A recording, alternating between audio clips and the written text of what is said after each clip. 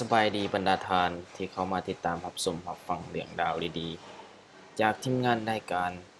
สาระเรื่องเล่าในมื้อนี้พวกเราก็จะนำพาทานมาไขข้อปริศนาที่ทานข้องใจกับเรื่องราว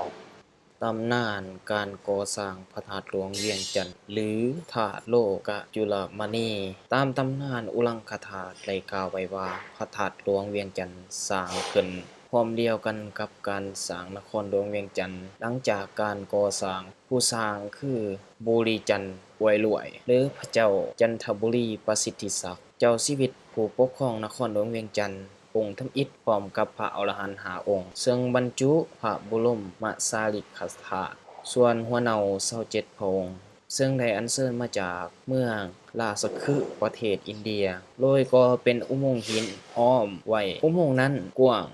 ล้านหวาผนังหนา2วาและสูงได้4วา3ศอกเมื่อได้ทำการบรรจุพระบรมสารีริกธาตุแล้วพระเจ้าจันทบุรีจึงได้มีพระราชดำรัสให้เสนาอามาตย์สร้างวิหารขึ้นในเมืองจันทบุรีหรือนครหลวงเวียงจันทน์5หลัง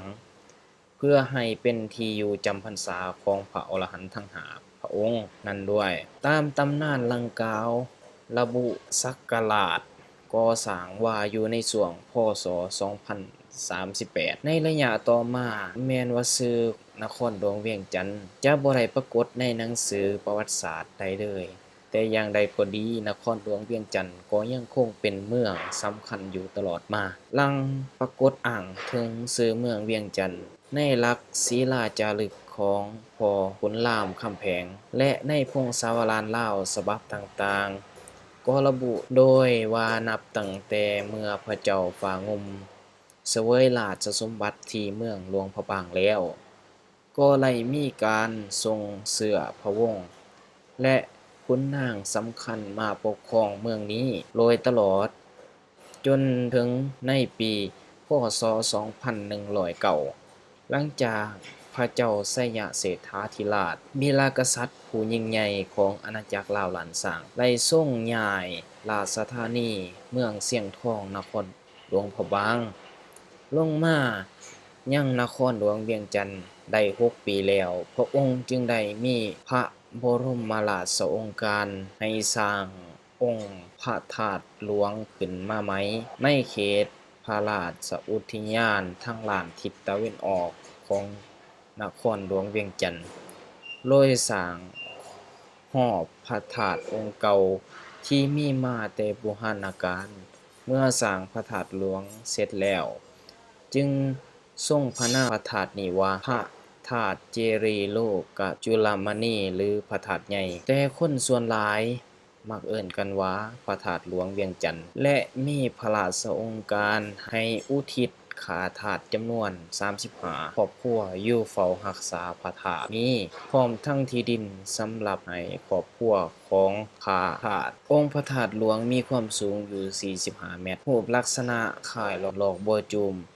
อันหมายถึงสัญลักษณ์คำสอนของพระพุทธเจ้ามีพระธาตุน้อยอยู่เทิงพระธาตุใหญ่ชั้นที่2รวมทั้ง4ล้านมีอยู่30เอิ้นว่าบารมี30ทัศน์อยู่ใน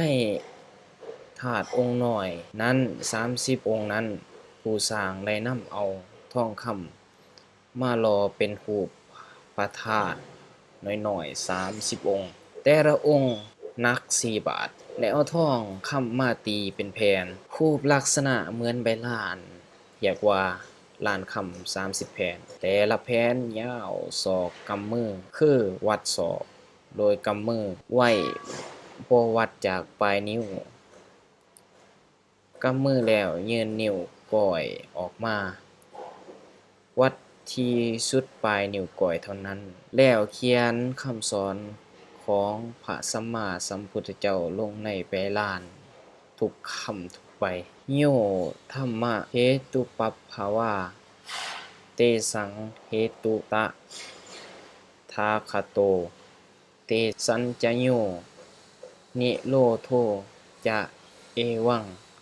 วาทิมหาสมโน แปลว่าธรรมทั้งหลายเหล่าใดมีเหตุเป็นแดนเกิด พระตถาคตเจ้าตัดเหตุแห่งธรรมเหล่านั้น และเพราะเหตุเหล่านั้นมีพระมหาสมณะมีให้ตัดไว้เช่นนี้